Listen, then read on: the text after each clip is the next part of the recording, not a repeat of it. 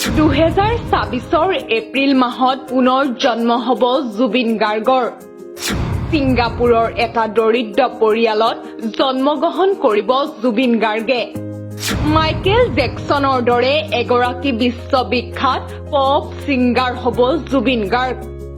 4 বছৰ বয়সৰ পৰাই গীত গাব জুবিনে। 14 বছৰ বয়সত অসমলৈ আহিব জুবিন গাৰ্গ। নিজৰ সৃষ্টিৰাজি শুনি নিজৰেই প্ৰেমত পৰিব জুবিন। মহানায়কৰ মহাপ্ৰস্থানৰ পাছতেই সামাজিক মাধ্যমত বিশেষভাৱে চৰ্চিত হৈ পৰিছে এটা বিশেষ ভিডিঅ', যিটো ভিডিঅ'ত প্ৰকাশ কৰা হৈছে জুবিন গাৰ্গৰ পুনৰ জন্মৰ কথা। নতুন ৰূপত নতুন ঠাইত জন্মগ্ৰহণ কৰিব মহাশিল্পী জুবিন গাৰ্গে। পিছে এইবাৰ অসমত নহয়, ছিংগাপুৰত জন্মগ্ৰহণ কৰিব জুবিন গাৰ্গে। ব্ৰহ্মকুমাৰী ৰুমা মেহেনে ধ্যানৰ সহায়ত লাভ কৰিছিল জুবিন গাৰ্গৰ পুনৰ জন্মৰ সন্দৰ্ভত এক বিশেষ তথ্য। সদ্য প্ৰয়াত জুবিনতকৈ পৃথক হ'ব নতুন জুবিন গাৰ্গ। বিশ্বব্যাপী জনপ্ৰিয় হ'ব নতুন জুবিন গাৰ্গ।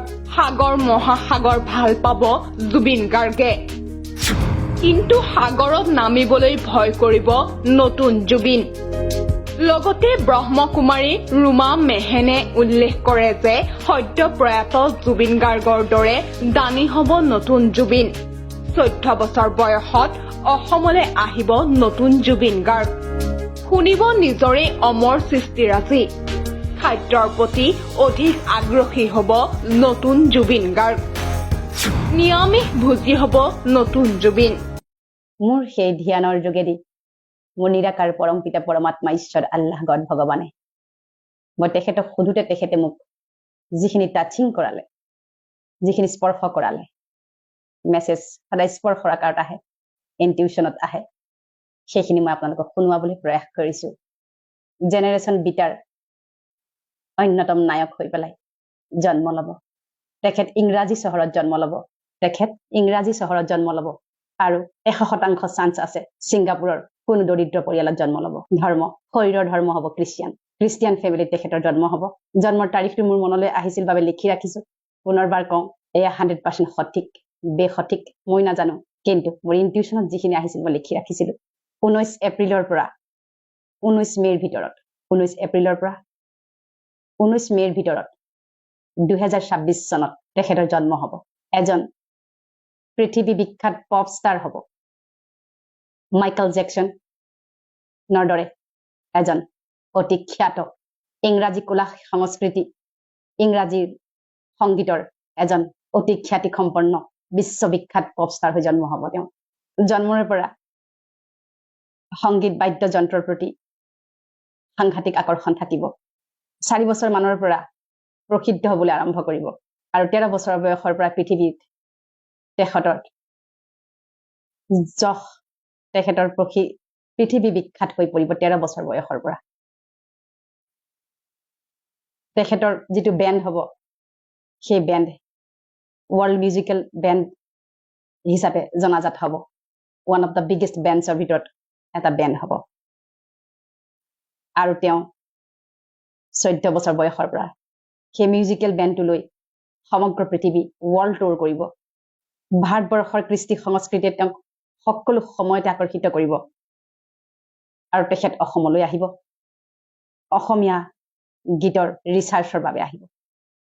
আৰু যেতিয়াই জুবিন প্ৰয়াত তেখেতৰ শৰীৰে গীত গাই হৈ গৈছিল, সেই গীতবোৰ শুনিলে তেওঁ ভাবুক হ'ব আৰু তেওঁ নিজেও এজন জুবিন ফেন হৈ পৰিব। আৰু তেওঁ জেনেৰেশ্যন বিটাৰ এক অন্যতম আকৰ্ষণ, অদ্ভুত আকৰ্ষণ হ'ব। এজন ফিলান্থ্ৰপি হ'ব, দানী হ'ব, দাতা হ'ব, হিউমেটেৰিয়ান হ'ব, পৰম পুণ্য পবিত্ৰ আত্মা, মানৱ দৰদী আত্মা, যাৰ হৃদয় পৃথিৱীৰ দৰে বহল। প্ৰতিজন আত্মাৰ প্ৰতি তেওঁ সদাশীল হ'ব, বিনয়ী হ'ব। সেই নিৰ্মাণকাৰী শিশু সুলভতা থকা আত্মাই বিশ্বত এইবাৰ কেৱল আমাৰ ভাৰতবৰ্ষতে নহয়, বিশ্বত তেওঁ এবাৰ জিলিকি উঠিব। আৰু সেই আত্মাৰ জন্ম হ'ব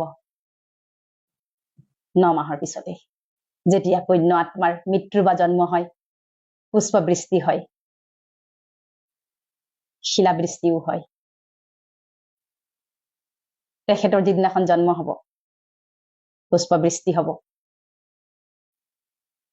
সামান্য হলেও পুষ্পবৃষ্টি হবই পানীৰ প্ৰতি ভয় থাকিব যেতিয়া জন্ম হব পানী ভয় বুলি ডাঙৰ ৰিষ্ট তেখেতৰ কুণ্ডলীত লিখা থাকিব সাগৰ মহাসাগৰ ভাল পাব কিন্তু নামিবলৈ ভয় কৰিব